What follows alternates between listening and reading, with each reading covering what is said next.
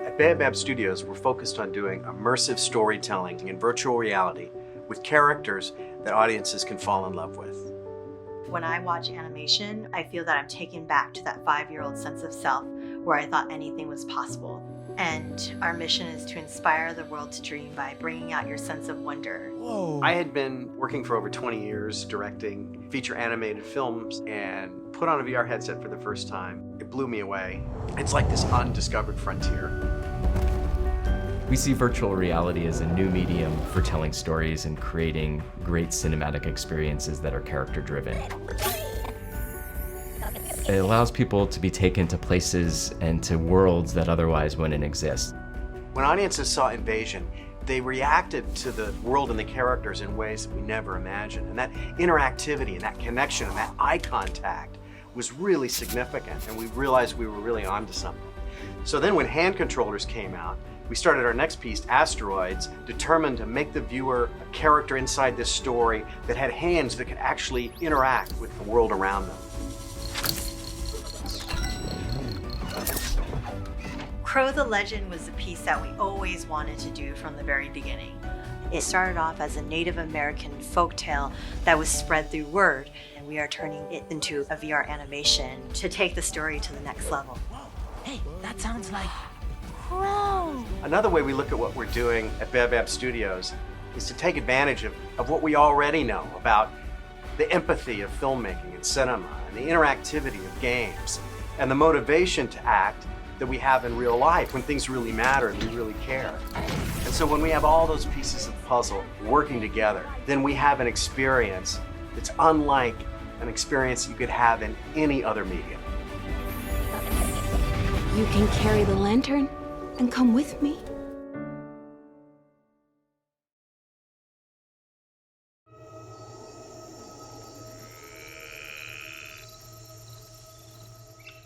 I refuse to go back until I find that witch blossom. Or you can carry the lantern and come with me. Fresh meat from the village, headed straight to Baba's kitchen.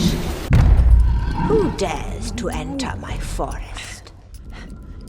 No. Keep her distracted. I'll get us out of here, I promise. A thief, perhaps? We've got to get out of here. Here she comes! Do you know the punishment for thievery?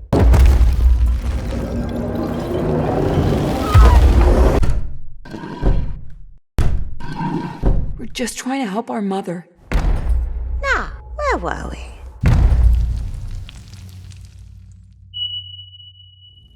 You're going to eat us? Heavens! Of course not, child. I'm a vegetarian. My plants, on the other hand, are not. Hi, everybody. My name is Jessica Glass, and I am pleased to be hosting this panel with the folks from Baobab Studios. We have Eric Darnell, Larry Cutler, and Maureen Fan with us today. So we're going to have a bit of a discussion. This is a milestone discussion, you might say. Baobab has been around for 5 years now. So I've had the opportunity to speak with you guys over the course of the past few years, which has been great, kind of seeing the evolution of the projects that you guys are working on. So it's an honor to be having this conversation with you today. Maybe briefly, we can do like a rapid fire kind of introduction from each of you, and then we can jump into the conversation. So maybe Eric, let's start with you. I'm Eric Darnell. I'm the Chief Creative Officer of Baobab. Okay, he's being super humble. Eric directed all the Madagascar films and also Ants. Yes. Long ago. Previously. Other times. Now it's all Baobab, all the time, 24/7. Larry. All right. I'm Larry Cutler. I'm one of the co-founders with Maureen and Eric and the CTO at Baobab Studios. And I was previously at DreamWorks for a long time, at DreamWorks Animation, where I met Eric, and started my career at Pixar way back in the day on early films like Bugs Life, Toy Story 2, and Monsters Inc. Fantastic. Maureen? I'm a CEO, co-founder of Baobab with these two fine gentlemen. And before this, I was vice president of games at Zynga, in charge of the Farmville, that game on Facebook, Farmville franchise. That no longer is, right? I know, it's very sad. But we changed gaming for the world. Yes. So that's quite the powerhouse of talent. Let's maybe jump in with the first question, to all of you guys. Why Baobab? Why did you guys come together to form the studio?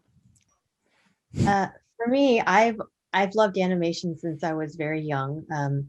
My immigrant parents told me I wasn't allowed to do animation, telling me that I'd be poor and destitute if I followed my dreams. So I didn't do animation for a very long time. I was a UI designer at eBay, cultural anthropologist, product manager, went to business school, did all sorts of things, and then ended up at Pixar as an intern in production, worked on The Dam Keeper. But I just really loved animation. And the reason I love animation is because it takes you back to that 5-year-old sense of self where you thought everything was possible. You thought you were invincible.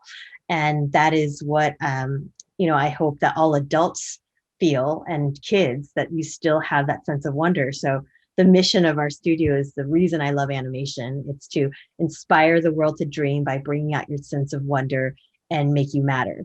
So it was a dream come true when VR came about, because it was technological disruption, which meant no one had an advantage. It means I can go, we can make a name for ourselves. So saw that was a good business opportunity, merging with my love of animation. And I was lucky enough to meet Eric here, my mentor, Glenn Entis, who's the co-founder of PDI DreamWorks Animation.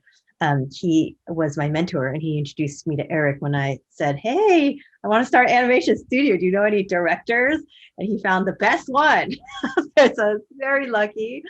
And then also Larry, I knew from when I was deciding whether or not to go to business school or not, because I really wanted to get an MFA instead.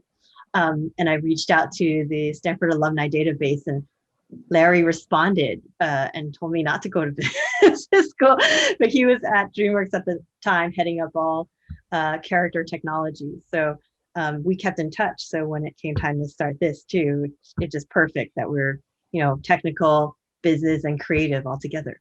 That's amazing. So you guys, you have achieved quite a lot over the course of the past 5 years. You've got 6 Emmys. You've released about 6 new VR stories. You have film, book, and TV deals, I think, for a lot of your stories as well. How are you guys accomplishing this, or how have you accomplished this with a core team of only 20 people? It's magic. No. Well, they're really talented people. That's one thing. Go ahead, Larry. Oh, I was just going to say, I think, one of the things that is amazing about starting a company from scratch is that you really can bring together people who you know and trust, and people who are like-minded and have the same vision that you do.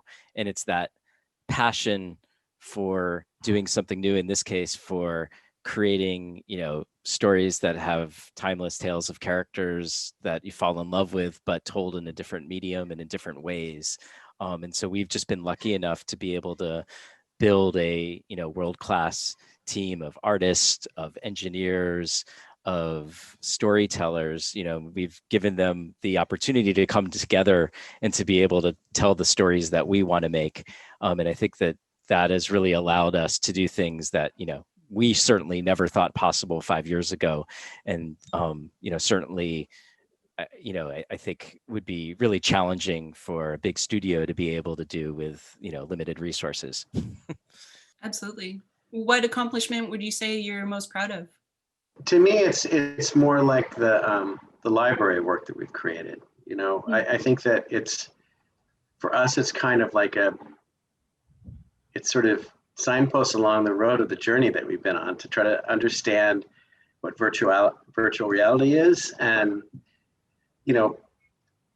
our our sort of understanding of virtual reality and our sense of what we could do with it has changed dramatically over the 5 years. But I think one of the things that has kept us consistent and kind of kept us grounded is this basic idea that like what we want to do is just bring out people's sense of wonder and inspire them to dream and to remember what it was like to be a little kid when anything was possible, and to have characters that audiences could fall in love with, and to use VR's superpower, which is immersion, to really make the viewer matter and make them feel like they're important. And so not just because it's interactive, and not just because you can make choices, but because we make the choices matter to the viewer, because they care about the characters that they're interacting with in that world. And so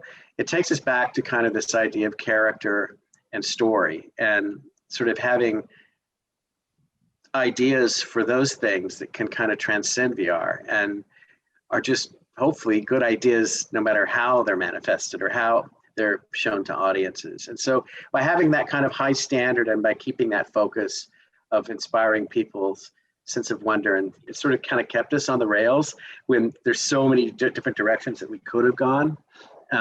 And I think that's given us the ability to kind of focus and be kind of, to the degree that you can be, kind of experts in the VR storytelling that we're doing. And that's not saying a lot, because it's only been, this medium's only been around for a few years. So there's an awful lot to learn. But I think it's kind of the learning that I guess I'm proudest of, and how far we've been able to come. So Baobab's mission, or like vision statement, is to inspire you to dream and to bring out your sense of wonder, to make you matter, and you meaning the audience that you're storytelling to. Let's talk a little bit more about the you in the make you matter. It sounds like you guys do a lot of continual reflection with the projects that you take on to make sure that you're storytelling in a very encompassing way for the user, the end user in your stories. How are you guys making sure that you're continually making you matter?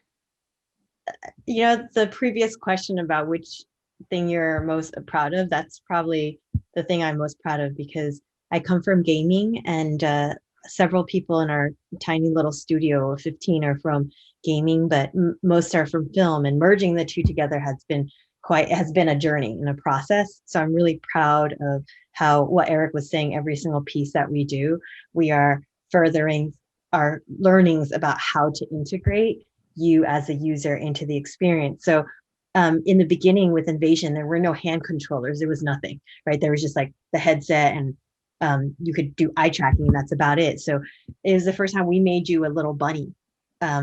We made you a main character inside the experience, and that made all the difference. It let people understand like why they were there. They weren't just a fly on the wall. They had a role to play in that. But people really fell in love with that other bunny that came out and sniffed them. And we realized at that point, that small interactivity of just making you a character and letting you interact, like without hand controls, just like movement with the other character, really made a huge difference. People really believed Chloe the bunny was real, and they would wave at her, they hide at her, they get on the ground and try to play with her, and they were convinced she was reacting to them. So then when hand controllers came out, we thought, okay, now you can do more than just move around. How do we make you actually help out these other characters or matter to the story more? And we let you press buttons around the spaceship and help out the other characters. And we even gave you a character arc. In the beginning, you're not respected by the rest of the crew on the spaceship. But by the end, if you help out enough on the spaceship, pressing buttons, helping clean, do all these different things, you can become a respected member of the crew, the space crew. So you have an arc, and you, of course, matter. But it was really hard trying to figure out, when is it time for you to interact? When was it time for you to watch the story? And is it okay if at the end people had a lot of fun, but they didn't follow the story because all they were doing is pressing their hand controllers and having a ton of fun? And we were really trying to wrestling with questions like that. With Crow the Legend, we try to test out interactivity as a toy.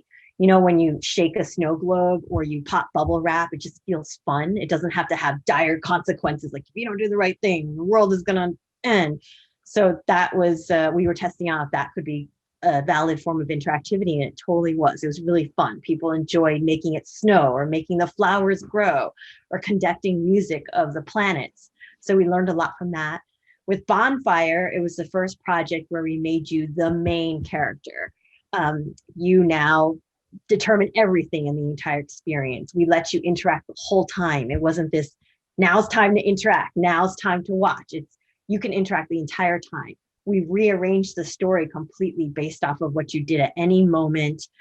We even made an AI little character that would react to you and had different needs of like hunger, thirst, need to connect with you, and that changed based off of what you do. And what you do completely determines the ending as well. So I was especially proud of that piece, bringing together interactivity and narrative. And then with our latest project, Baba Yaga, your choices completely determine vastly different endings and consequences. And that is super hard because it's hard enough to tell one story well, but to have to create many different endings, many different branches, and make sure that they're all fulfilling rather than like, you died, start again. We didn't want to be like, we wanted to feel fulfilling. So that is what we really set out to do with the last piece that we just recently introduced. And I'm just paraphrasing everything for Eric. Eric is a genius mastermind behind all of everything I just said. But seeing the journey of going from, you know, just traditional, completely static narrative animation to now all this interactive narrative, I'm just really proud of that entire journey of making it matter. So, you know, we're talking about the storytelling that you guys have been able to craft over the course of the past 5 years.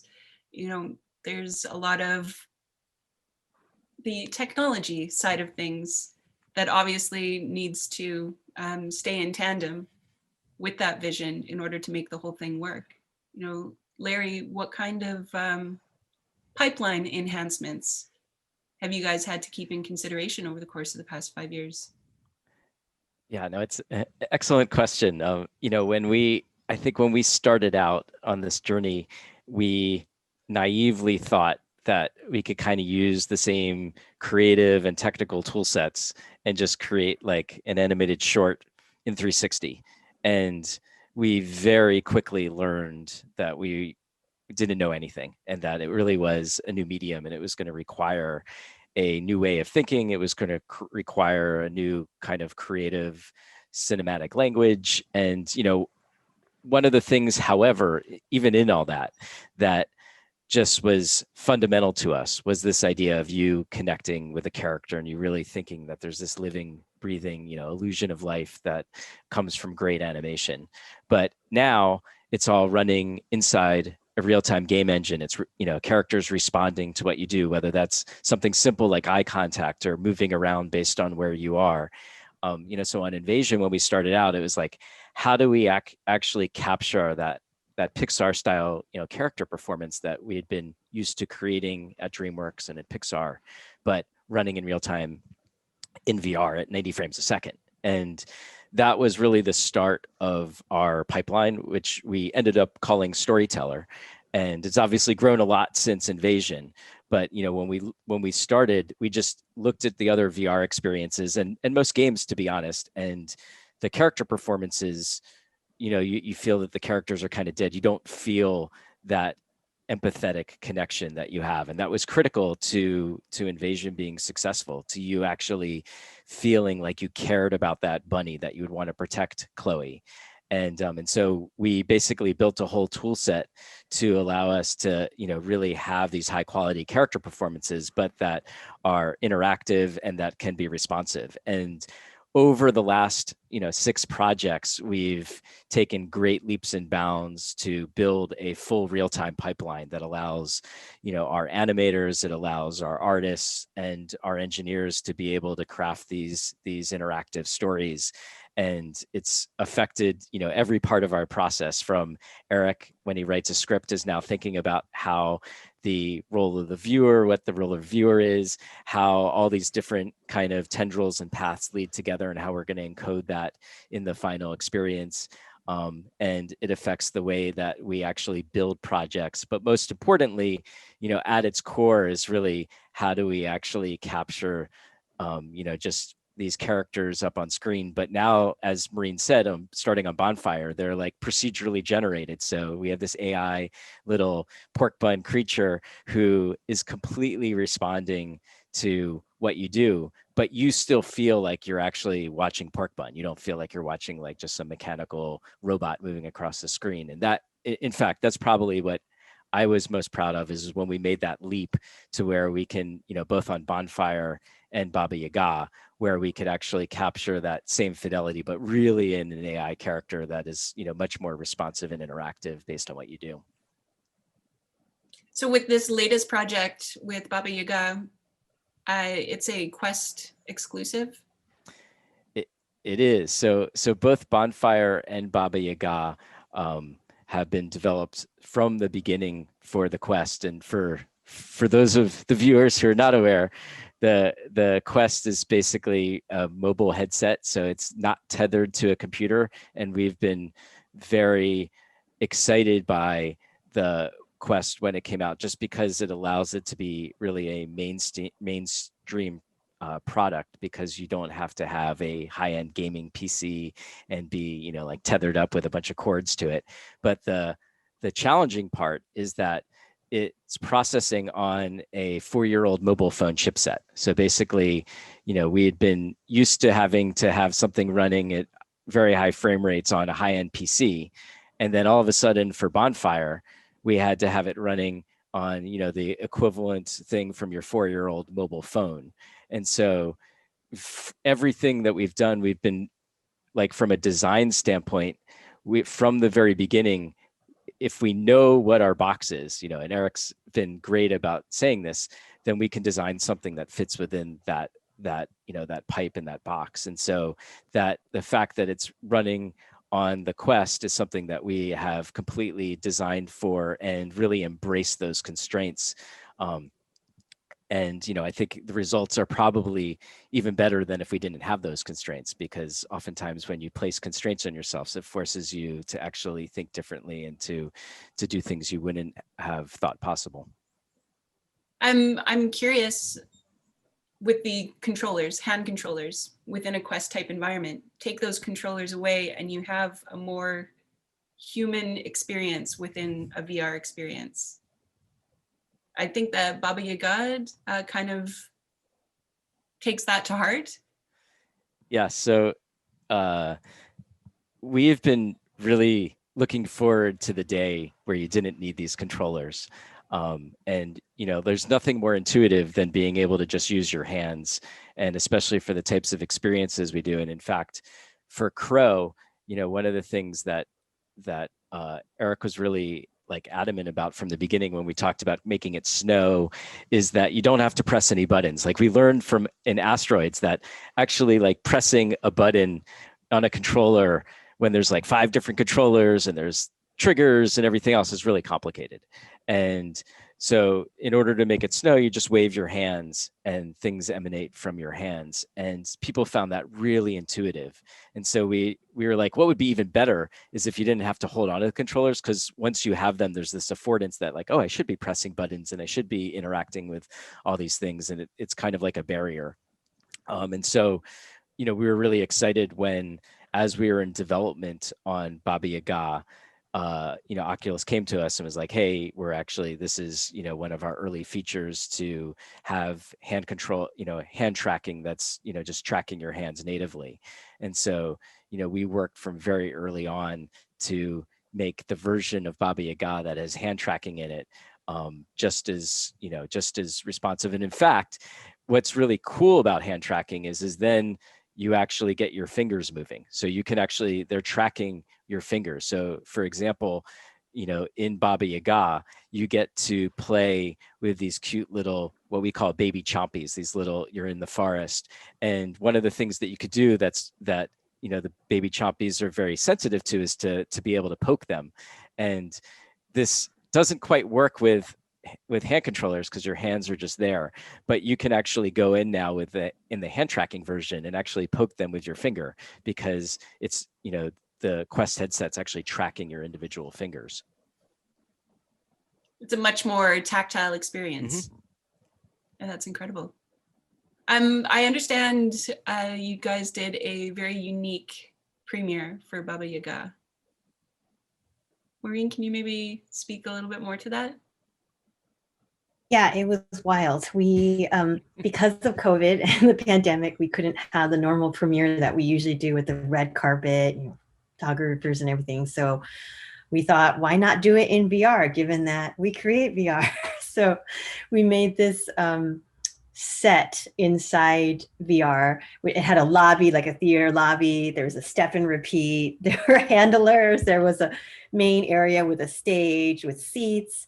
We recreated the entire forest of Baba Yaga, which is what the theater was. We created little statues of all the characters so you could stand next to them and have your picture taken, because you can take selfies in VR yourself. We even had like a VIP area in the back when Jennifer Hudson and Daisy Ridley created avatars and came in and did this VR premiere with us. But if they ever want to rest, they can go to the VIP area. We basically hosted a small, intimate virtual reality premiere for Baba Yaga within VR. And we did it on the AltSpace platform. And we had journalists come, we have a photographer, we had a videographer.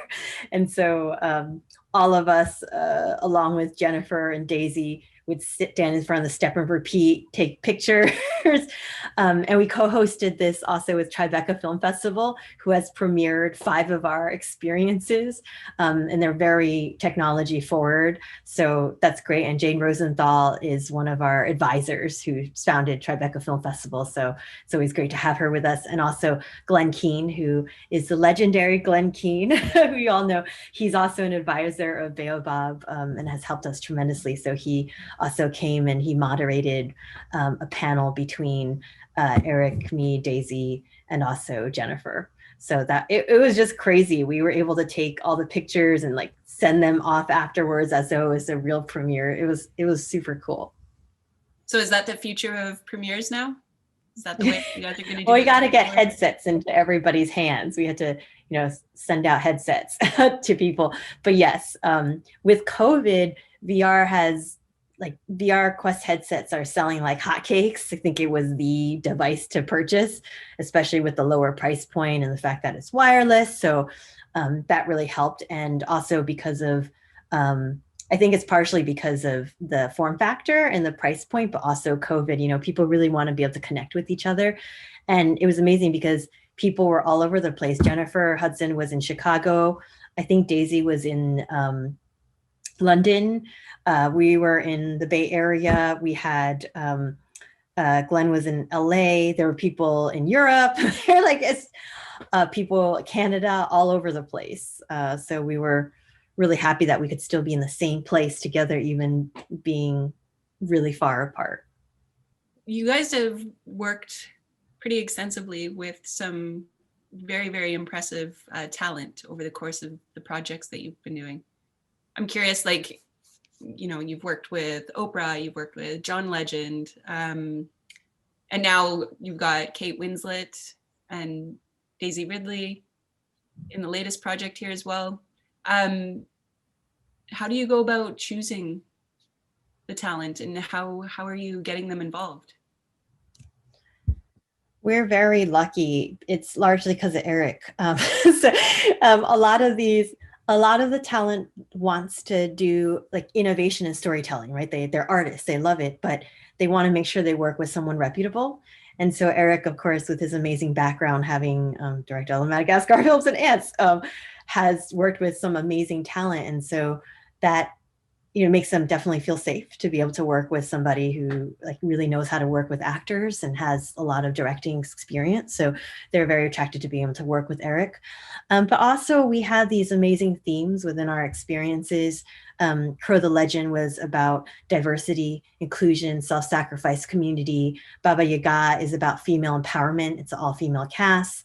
And it's also about environmentalism. So a lot of these actors and actresses are really passionate about some of the themes that we're talking about.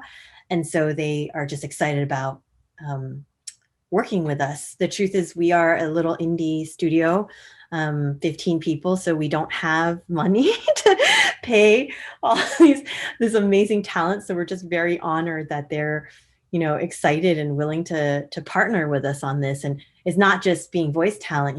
John Legend was executive producer with us, so he wrote original song for us. He also helped us on the business, on the marketing side.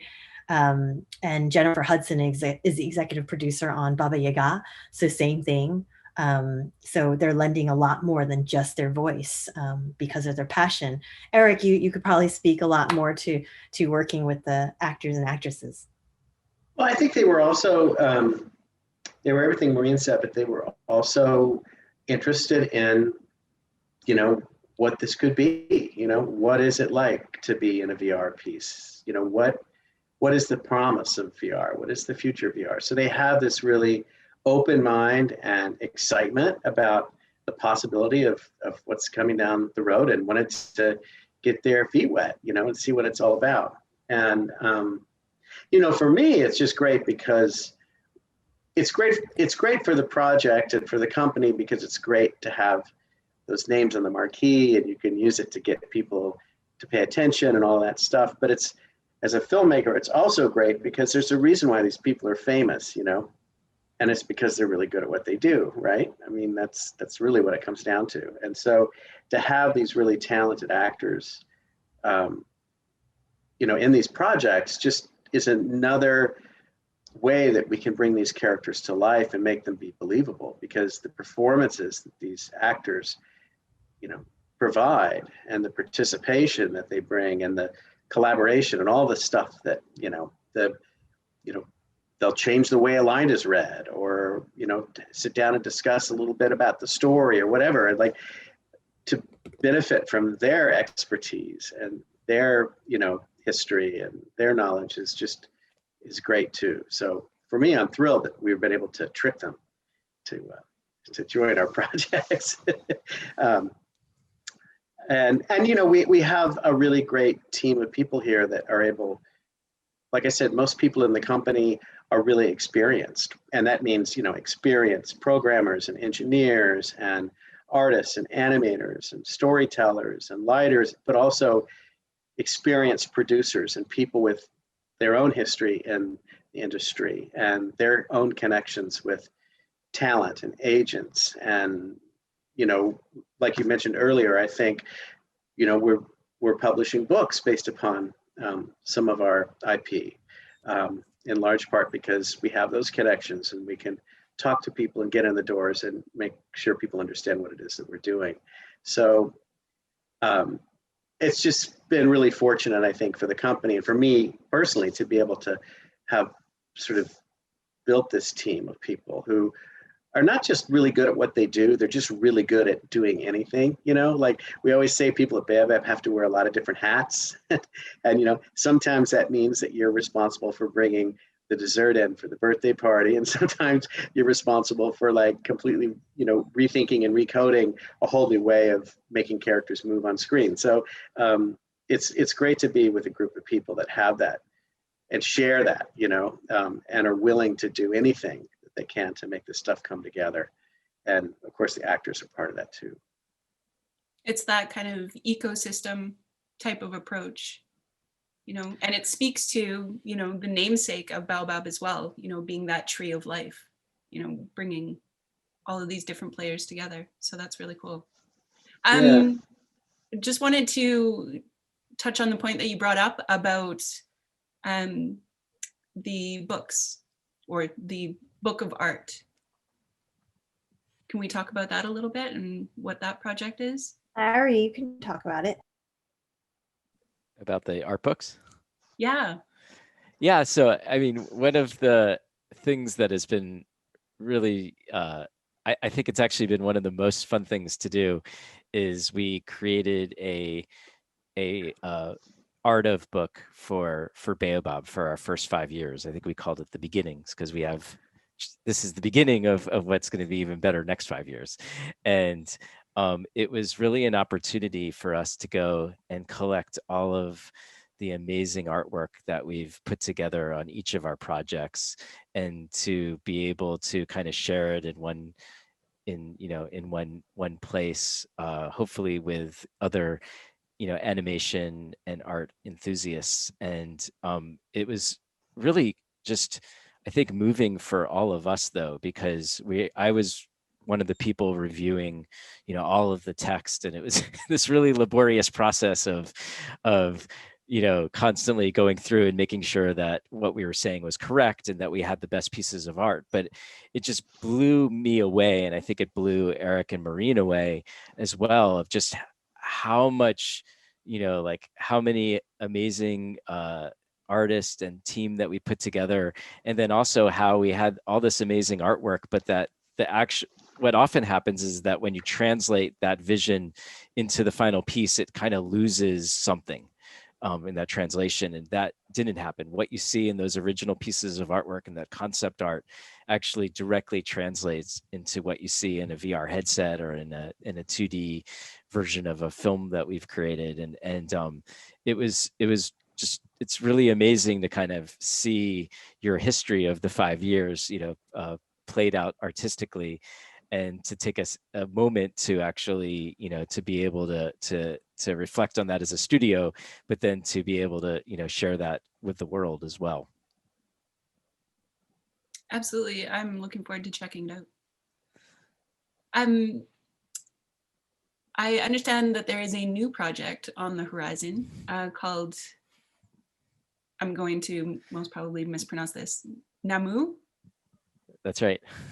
Can you talk about what that project is about?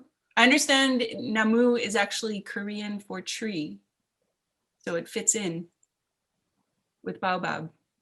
Yes. Eric, can you talk more about Namu? It's a super cool story that comes from the mind of Eric O, who is a great animator and director. He worked on The Dam Keeper, and he did this amazing series of, I forgot what they were called. Dam Keeper poems. Yeah. That's just remarkable series of wordless animation that on the surface sort of seems to be for children, but actually has this really interesting tone and edge to it that is really super cool. But anyway, Eric came to us with this idea, and Namu does mean tree, and it's about sort of the tree as a metaphor for this character's journey. And I don't want to spoil it, but it's wordless and it's poetic and it's beautifully done. It's all kind of essentially drawn in VR, and so we're just super proud of it. And it's coming out. I think it will have come out by the time this video is out in the world, and we're premiering it this spring, and very excited to see how people like it. And like many of the pieces that we've done, when we can, and we've done this with several of our pieces, we're doing a 2D version as well, so that there's a VR version that you can enjoy if you have a VR headset or have access to one, and then there's also a 2D version that allows people to see it in a more kind of cinematic context. Anything else you'd like to add, Maureen or Larry? I think it was really wonderful to work with Eric O, and bringing different visions into our studio, because for us, Eric's vision is to be a place where talented creators come and create amazing artistic pieces that can appeal to audiences and to help with our mission of inspiring the world to dream by bringing out their sense of wonder and making matter.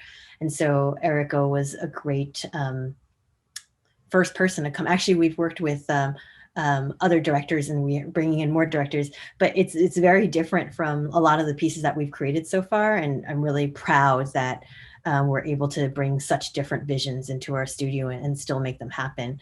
It's also a really personal story for Eric O, because he dedicated this to his grandpa who passed away. And it's about figuring out the meaning of life and coming to terms with it. And he's done it in a way that can apply to any person. It's like you can watch it and you can you look back onto your own life and try to figure out what the meaning of your life is. And I think it's especially relevant during these times when there's so much craziness going on in the world, and we're at home with our families and figuring out like what role does work play in our lives and family, and what we've done, and what is the most important thing in our lives. So I hope you all see it. Yeah, it's also, it's a piece where it allows us to take risks, and so that's one of the things that we really like to sort of promote and allow at Baobab. And so, as Eric mentioned, this piece was done entirely using Oculus Quill, which is basically an artistic tool to be able to draw in VR and to animate in VR.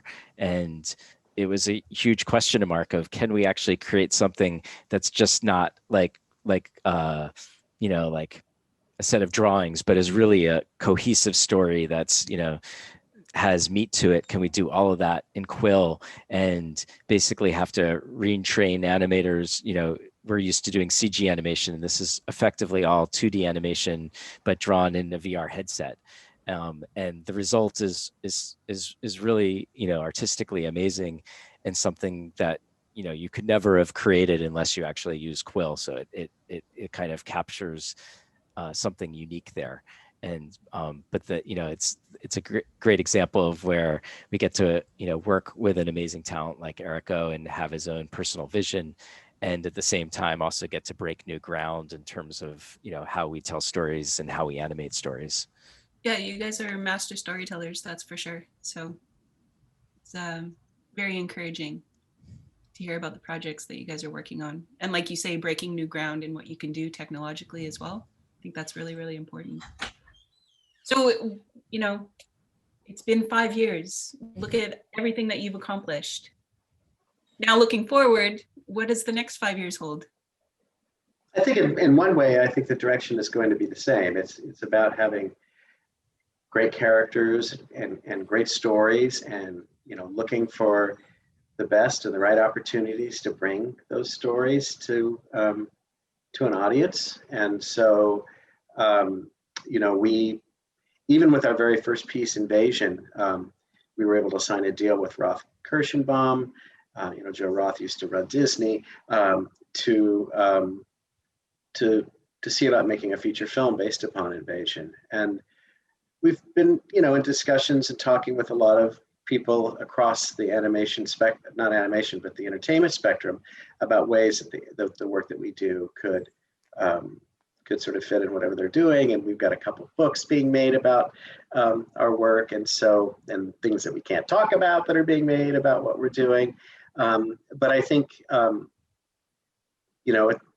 for whatever it is, whether it's VR or a book or a movie or whatever, for us, it's always comes back to that essence of, having a world and a character and a story that does bring out the audience's sense of wonder, and inspires them to dream, and to the degree that we can do it, make them feel like they really matter, and make them feel like they're really connected, and that these worlds and these characters are kind of in some way real, and that's sort of the willingness to suspend your disbelief that every little kid has, right?